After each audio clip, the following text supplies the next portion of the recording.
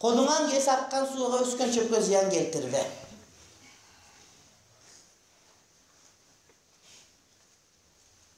Geçe murda günü Facebook'ta biri жазып атат, Чубак ажы менен Өзбек ажы акмак, манкурттар, акмактар, буларды өлтүрүш керек. Булар боз үйдү өрттөп атат деп ызычуу болду. Ордо гезитиндеги журналист Баяна Кулова деген бир карындашыбыз. Ичине Facebook'tan чала саба турган адам экен дагы, башка бирөө жөнөткөн сүрөттө эле менин бетимде страницада. Анан тиги кишинин страницасына түшүп калган сүрөттү ошолор чыгарып өрттөдү деп атат. Ал сүрөт кандай? Жанагы Ноорузбу жазылганда боз үйдү сүрөт тартылып, анан бооруна Навруз деген жазуу болуп казакча. Анан портрет болуп, анан портреттин сыртында от алоолонуп турган сүрөт экен. Бул деген сөз, сен кыргызмын деп жүрүп эле Норуз майрамдай берсең, кыргызчылыгың сен тозоктон сактап калбайт, тозокко түшүп каласың деген сөз да. Мен кыргызмын, акаң кыргыз деп жүрө берсең, акаң кыргыз деген өтпөй калат. Эгерде шарият сактабасаң деген маани. Десе боз үйдү өрттөп атат дейт. Анан мен отурсам, ага биринчи радиодон телефон чалат, сиз боз үй өрттөдүңүзбү? Мен айттым, Курманбек Бакиевдин боз үй өрттөнгөнүнө бирок анда бөлөкчүлөр деп жүрүшкөн болчу десем, жок, сиз Өзбек ажыны өрттөпсүңөр дейт. Билбедим, түшүмдө, билбейм, өңүмдө жок. Анан жок деп айтып, Өзбек ал чочуп жүрөт. Качан өрттөдүк деп. Мен чочуп. Анан кийин десе ошентип адам доомат кылып атат да. Адам чала сабаттыгынан көп адамдар каршылаш. Эми ошону башка бир укса, чында өрттө деп көчөдөн келип өлтүрүп кетсем эмне болот? Сен боз үй өрттөйсүң деп. Негизи боз үйлөрдү саясатка киргизбеш керек. Кичине митинг кылса боз үй тигет болбойт. Ошол митингиңе боз үй арзубаган митингиң ошол. Боз үйдү касиеттүүрөөк сакташ керек кичине. Эки катын чогулса да боз үй тигип алат. Ошону мыйзам чыгарыш керек. Чатыр тик, палатка тик, өлүп ал, жатып ал ошакка. Жер төлө кыл, бирок боз үй тик бош жерде. Чынбы? Жолтостон эки боз үй тигесин, ак үй берсең эки боз үй тигесин, бияка барсаң эки боз үй тигесин, аппассаң эки боз үй тигет, позицияң эки боз үй тигет. Оюнчук бу боз үй силерге. Айтыш керек ушун депутаттарга, мыйзам чыгарып коюш керек. Дагы бир мыйзам чыгарыш керек, муну калпактарды подаркага бербеш керек. Эч бир улутта калпагы белек. Биздикилер талпаң этип бере беребиз. Кыргыз түгөнсүп, орустун да кургатысы, Карамушкин апар калпак берип анан эмне кылам деп сабынага кийгиле деп калпагы айтып атат ошол. Бербеш керек ан таптакыр. Анан дагы жана калпакты Кытайдан чыгарган жанагыда кытайский кезде менен дагы тиктиргенге тыюу салыш керек. Таза кийизден жакшы калпак тиксин, болбосо тикпесин.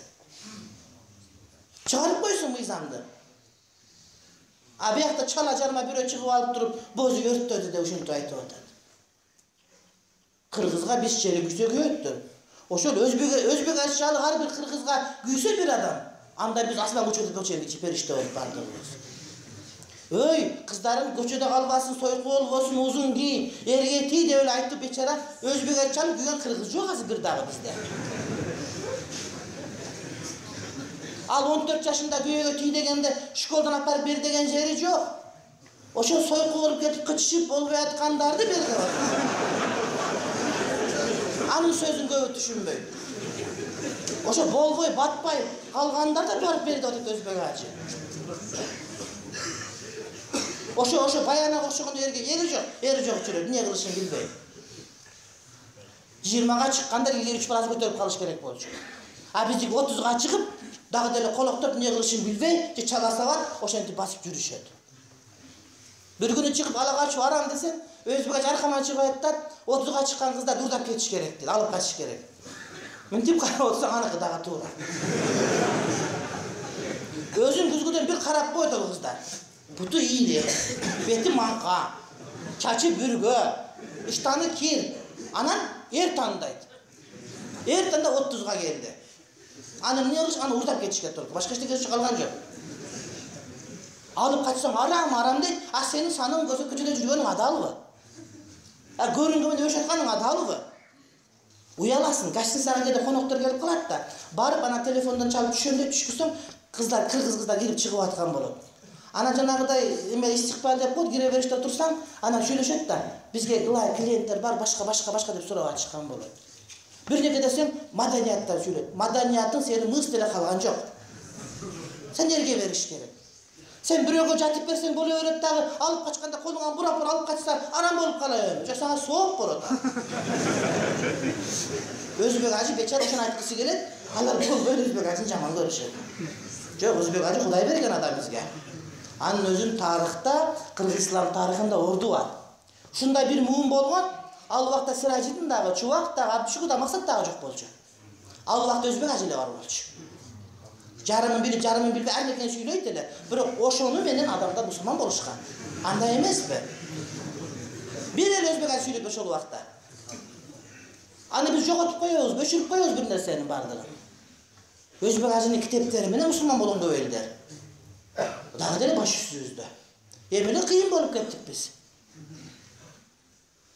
Al doktoru bolçu.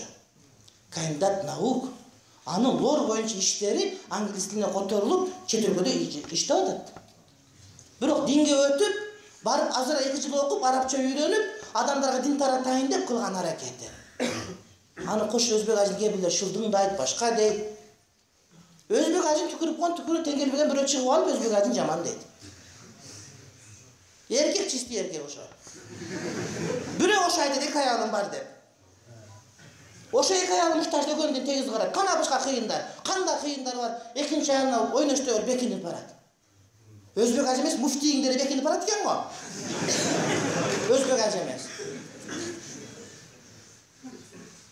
Özbek Hacı boloyunçu birinci bardığımız. Açık aytım. Açık aytkanlar az ele özü bizde. Mana satavız açık aytkan. Mana satavız.